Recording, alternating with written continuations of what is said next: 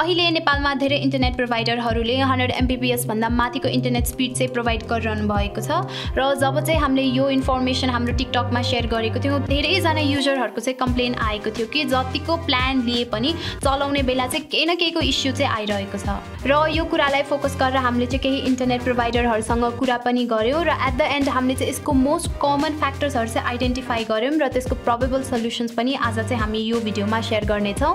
High everyone, I am Sabina Adhikari from Gadgets in Nepal. So let's get started with today's video.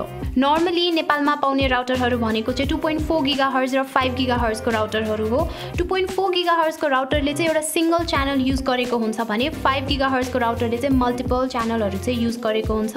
एकदमै simple भाषामा भन्न पर्दाखेरि चाहिँ 2.4 GHz को राउटरले चाहिँ एउटा सिंगल बाटो युज गरेको हुन्छ भने 5 GHz को राउटरले चाहिँ मल्टिपल बाटोहरू चाहिँ युज गरेको हुन्छ। सो यदि तपाई बस्ने एरियामा धेरै राउटरहरू छन् भने 2.4 GHz को राउटरमा इन्टरफेरेन्स भएको कारणले चाहिँ तपाईले इन्टरनेट स्पिड कम भएको एक्सपिरियन्स गर्नुहुन्छ भने 5 GHz को राउटरले चाहिँ मल्टिपल च्यानल युज गर्ने भएको कारणले इन्टरफेरेन्स भए पनि तपाईले इन्टरनेट स्पिड चाहिँ कम भएको चाहिँ एक्सपिरियन्स गर्नु हुँदैन।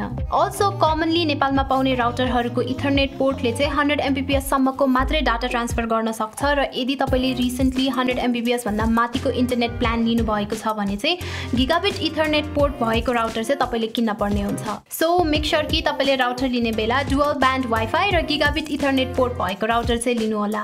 यदि तपाई कन्फ्युज हुनुहुन्छ कि कुन चाहिँ राउटर लिने भनेर हामी चाहिँ Xiaomi को Mi router 4A gigabit Edison चाहिँ रेकमेन्ड गर्छौं किनकि यो राउटरमा डुअल ब्यान्ड वाइफाई र दुईवटा गिगाबिट इथरनेट पोर्ट छन्। साथसाथै तपाईले आफ्नो फोनमा यो राउटरको एप इन्स्टल गरेर कनेक्टेड युजर हेर्न सक्नुहुन्छ र इन्डिभिजुअल युजरको ब्यान्डविड्थ पनि कन्ट्रोल गर्न सक्नुहुन्छ। र यदि तपाईको राउटरमा अननोन डिभाइस कनेक्ट भयो भने चाहिँ तपाईले त्यो डिभाइसको इन्टरनेट चाहिँ डिसेबल गर्न सक्नुहुन्छ। यो सबै फिचरहरू भएको राउटरलाई चाहिँ Xiaomi ले 4000 रुपैयाँमा चाहिँ अफर गरिरहेको छ। सो यो भयो राउटर रिलेटेड इश्यूज। त्यो बाहेकको कमन प्रब्लम्सहरु मध्ये एउटा हो ब्याड फिजिकल कनेक्सन। तपाईको राउटरमा कनेक्ट भएको केबल चाहे त्यो अप्टिकल फाइबर केबल होस् वा इथरनेट केबल होस् त्यो चाहिँ बीच बाटोमा कतै पनि बाङ्गिन भएन। यदि त्यो केबल बाङ्गिएको छ भने केबलमा चाहिँ धेरै प्रेसर पर्नको कारणले इन्टरनेट स्पिड चाहिँ कम हुन जान्छ। यो सबै कुराहरू ठीक हुँदा पनि यदि तपाईको घरको एउटा कुनामा चाहिँ वाइफाई टिप्ने अर्को कुनामा वाइफाई नटिप्ने प्रब्लम छ भने चाहिँ यसको मेजर कारण हुन सक्छ राउटरको प्लेसमेन्ट। वाइफाई सिग्नलको इक्वल डिस्ट्रिब्युसनको लागि चाहिँ घरको सेन्टरमा राउटरलाई राख्नु होला र यदि तपाईको मल्टिपल फ्लोर छ भने टप फ्लोरमा राउटरलाई राख्दाखेरि चाहिँ बेस्ट हुनेछ। यदि तपाई गेमिङको लागि राम्रो पिङ खोज्दै हुनुहुन्छ भने ल्यान्ड केबल नै बेस्ट अप्सन हुनेछ र मोबाइल गेमर्सहरु चाहिँ 5G कनेक्सन नै युज गर्नु होला र सकेसम्म राउटरको नजिक बस्नु होला किनकि 5 GHz को मल्टिपल च्यानल भएको कारणले यसको रेन्ज र पेनिट्रेसन चाहिँ कम हुन्छ भने 2.4 GHz मा चाहिँ सिंगल च्यानल भएको कारणले यसको रेन्ज र पेनिट्रेसन चाहिँ हायर हुन्छ।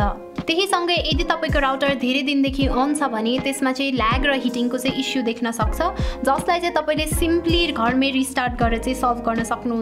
सो मेक श्योर कि तपाईले आफ्नो राउटरलाई टाइममै रिस्टार्ट गर्ने र इभन पासवर्ड पनि चेन्ज गर्ने गर्नु होला। यी मध्ये कुनै पनि कुरामा समस्या देखिए चाहिँ तपाईको इन्टरनेट स्लो हुन सक्छ तर सबै कुरा ठीक छ स्टिल तपाईले स्लो इन्टरनेटको प्रब्लम चाहिँ फेस गर्नु भएको छ भने प्रोबेबली तपाईको आईएसपी मै केही इस्यु होला। आजको हाम्रो भिडियो यति नै र यो बाहेक यदि हजुरहरुलाई कुनै पनि क्वेशन्स वा क्वेरीज छ भने हाम्रो कमेन्ट सेक्सनमा सोध्नु होला। हाम्रो च्यानललाई पनि सब्स्क्राइब गरिदिनु होला र यो भिडियोलाई लाइक र शेयर पनि गरिदिनु होला। I am Sabina Adhikari from Gadgets in Nepal. I'll see you guys in our next video. Till then, stay safe and bye bye.